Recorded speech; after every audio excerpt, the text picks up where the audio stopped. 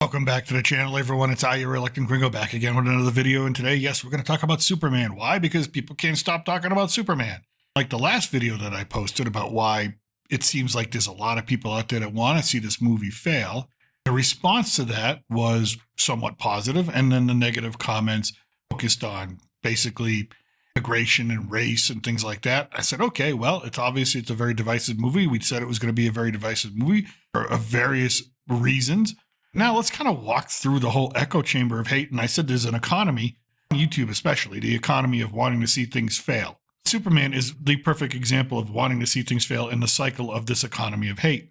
I told you in my review, I loved it. I told you that in the theaters that I was in, seeing this film, the people I talked to afterwards, because I like to get other people's opinions. I think it's not just my opinion that counts. I think a lot of opinions count. I think it's good to see what people think in general of this movie. There were people in that theater that absolutely just did not like it, that thought it was just a bad movie. And there were people that loved it and people that just didn't know really what to think about it because they just didn't understand how they went from one type of Superman and Man of Steel to this type of Superman now with James Gunn's new DC Studios. It's all fine and good. But let's go back to the beginning and even before the movie release, anticipation for this movie to be released and then the pre-hate that this movie got. Both sides. There was a positive camp. There was a negative camp. We've seen that. We know that. There's a hope for failure. There's a hope for success. There was riding it on DC Studios and James Gunn that if this movie didn't become a success, then that's the end of DC Studios or they're not going to be able to move forward. That's fine. I get all those arguments. But one of the arguments was that David Cornsweet didn't say the American way. And I want to keep that in mind because it's going to come in handy later on down the road. This film wasn't American enough. Well, apparently it was American enough for American audiences because American audiences turned out in droves for this, making it one of the biggest openings of the year, I believe number 3, behind Minecraft the movie and Lilo and Stitch, coming in at about $122 to $125 million, depending on what article you read, domestically. Fine. Awesome. Great. Add in another 95 million or so from the international box office, and the international box office is something we'll talk about later on. Because yes, if there is a problem with this movie, it right now is the international box office, but let's dissect that a little bit when we get there. First things first, the movie has made about $217 to $220 million in its first weekend. It's a success, folks. Financially, right now, it's a success. It's done what it's needed to do in its first weekend. Whether it has legs, whether it can do anything more is to be seen. Now, a lot of people can say, yeah, it's going to have legs because the Fantastic Four doesn't come out for another, 10 days or so? Really, that's going to be its new competition. When we get to the international box office, it's got a lot more competition than that. We'll explain that. So we get the pre-hate, and then so the internet hate economy says, okay, you wanted this movie to fail, and it didn't fail. Okay, we've got to switch gears. Let's switch the narrative. Right, the movie was meh, or the movie wasn't good, and you hear the complaints and people don't like it, and you get the negative reviews. Apparently, though, but those negative reviews happen to be in a minority because if you look on Rotten Tomatoes, you get an 83% review score, and you get a 93% audience score. So all the negative reviews that you see that are echoing and echoing and echoing and bouncing off each other, it seems like they have like talking points, sort of like a political party, Democrats or the Republicans or whoever. They've got this issue that they want to talk about. Here come the talking points from the Central Committee. Boom, you talk about boom, boom, boom, boom, and it's just the same thing. You watch these negative reviews, what they are of them, because they're prevalent on YouTube, because, again, the economy of hate. And, is it us, the people who like the movie, that are out of touch? Or maybe it's these negative reviews that are out of touch. And, again, they need something to continue so they can make their videos, get their clicks, and get their monetization. That's fine. I understand it. I told you that. I understand that. That's fine. It's a free country, right? The United States, it's a free country. You can say what you want, and you can have your opinion, and that's all fair and good. As these negative reviews came out, and then we had to juxtapose them against the actual reviews of regular people going to see the film, and Metacritic even give it a overall 68, which is, fairly good. 7.4 Metacritic user score. Again, these are all really good scores. So again, we look at these negative reviews that are echoing against each other. The narrative begins to fall apart. Apparently, people like this movie. I did. Then we have to start making up things about why we didn't like the movie. Okay, so you listen to some of these reviews that are negative. And one of the things I kept hearing is that Superman's always on his back. Superman's always being beaten. Superman's always being this. Okay, well, in the comic books, he's beaten by a lot of people. In the comic books, he's saved by a lot of people. In the comic books, he's not just... You go back to the 1940s or 1930s, sure, when he's fighting gangsters that are just using guns and shooting bullets at him, yeah, he's invulnerable. Nothing's hurting him. When you start to introduce those supervillains to his character, he starts to have problems. He starts to have vulnerabilities. And yes, many people have beaten Superman in the comic books. Many people have bested him. temporarily until he finds out something to do. But let's go back to the whole, I don't know, let's say the first 3 Superman, the Christopher Reeve ones, the people to point out that's our Superman. You see, not vulnerable. Well, actually, you watch the first Superman, he was done for. Lex had him in a pool of water with a chunk of kryptonite around his neck. Who saved him? A woman. But we don't hear about that. We'll hear about that now. We'll say, oh, Lois did this and Lois did that. Superman needs to be saved by a woman. He didn't really need to be saved by a woman in this film. But hey, there you go. You have people saying that. But we forget that Superman would have been dead in the first movie when Gene Hackman's Lex Luthor tricked him to having kryptonite around his neck. It wouldn't have been for Miss Tessmacher coming down and saving him, a woman, we wouldn't have had Superman 2. But let's talk about Superman 2. Pretty much got his ass kicked a couple of times in that film. But what did he rely on? His super strength? No. To win in the end, he relied on his brain. Again, does this fit the narrative of, hey, that's not my Superman, right? My Superman's tough and he's strong and he fights through everything. Well, in Superman 2, he didn't. In Superman 2, he got beaten. In Superman 2, he had to give up. Superman 2, he couldn't cross that line and he had to rely on his brain. Superman 3. Hey, you know what? A lot of people don't like Superman 3. I love Richard Pryor. I like Superman 3.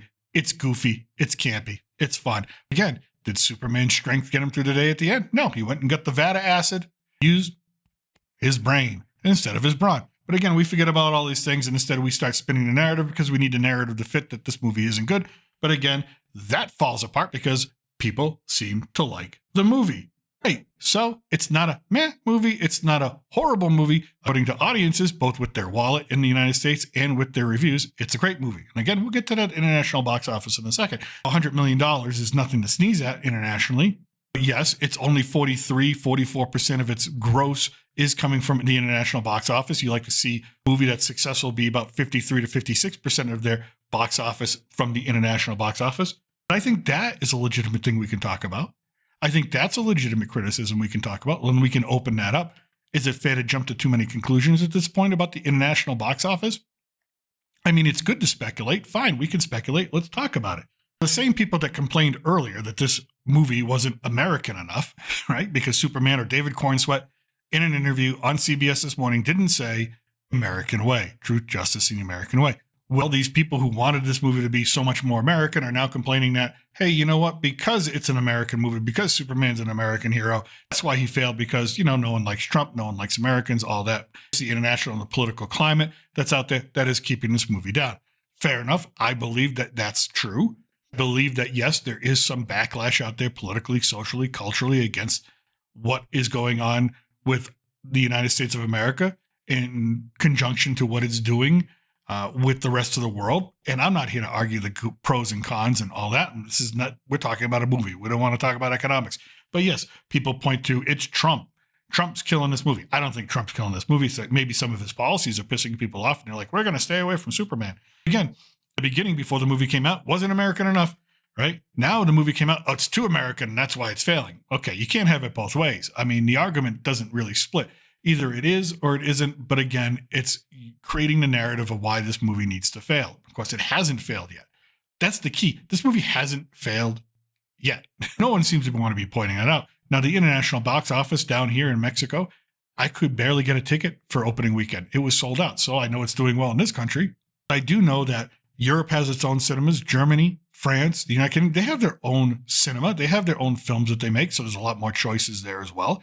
Same thing down here in Central America and South America. They have their own cinema, so there's other choices here for people to go see. I think the real key that we're missing is that Jurassic World, which, again, another movie that the hate machine tried to make flop, but again, it came in, well, almost at $580 million worldwide. So if they wanted it to flop, they'll still tell you it's a flop, but it's not a flop. Jurassic World, Jurassic Park, that whole franchise is beloved around the world. So that one is going to have legs. It's going to stay in theaters. It's going to eat into Superman. The other one is F1. F1 is an incredibly popular sport internationally. The movie did very well because not only did it have an international star with Brad Pitt, not only did it have F1, but it came out at a pretty good timing. The timing of its release was really, really good. Be able to give it a little bit of legs and still eat into Superman. So Superman is not only worrying about when the Fantastic Four comes in and then takes his box office, but it's also still fighting against those two juggernauts, which are still making a ton of money. And again, everybody said they're going to flop, especially Jurassic World. You heard all the hate and the echo and whatnot. Did it flop? No. People loved it. People paid money for it. People went and saw it once, went and saw it twice. It continues to be in the top 10 of the box office for the year and will probably remain there for the remainder of the year. Again, let's get back to Superman. So, international box office, it's got another 10 days till Fantastic Four hits. Do I think it's going to have legs? Yes, because is there really a lot of competition coming out for it right now? No. Again, you got to wait till that Fantastic Four. When Fantastic Four hits, that will probably be the end of Superman's box office run. So it's got 10 days to do what it needs to do and get where it needs to get. We can speculate about tariffs. We can speculate about Trump. We can speculate about anti-American sentiment, all we want. Yes, I'm sure that is a piece of the pie in this whole thing, but it remains to be seen. Will this movie eventually make $500 million? Yes, I think so. Will it make 700? I think that's a stretch. That's just my opinion. I could be wrong. It could do that. Only two movies that did better on an opening weekend were Minecraft, the movie, like we said, and Lilo and Stitch. And where are they? They're just under $1 billion. Now, I'm not saying Superman's going to do $1 billion. What I'm saying is the company that it's in is a different story than what the hate machine out there seems to want you to think. In the end, what you're going to continue to see until the Fantastic Four gets close to its release, you're going to continue to see these videos that come out and say, oh, it's a failure. Oh, it's a flop. Oh, it's this. Oh, it's that. Oh. And really, numbers don't lie. 120 million worldwide opening weekend. That's a success. 93% audience score. That's a success. It seems like there's a segment of the population out there, especially online, that wants to ignore all this because they don't agree with somebody politically. They don't agree with somebody culturally. They don't agree with somebody socially. And really, get it. It's their economy and it's what they want to do. Don't believe it, folks.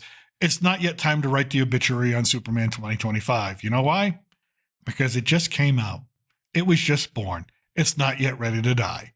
Give it another 10 days, and then I think we can come back and have an honest discussion about whether Superman 2025 was a hit or a miss, and whether DC Studios and James Gunn will be able to continue with their run of superhero films. And that's what I think. Let me know what you think in the comment section below. I thank you for watching, and from south of the border, I'm still your reluctant gringo. Salud and a huevo.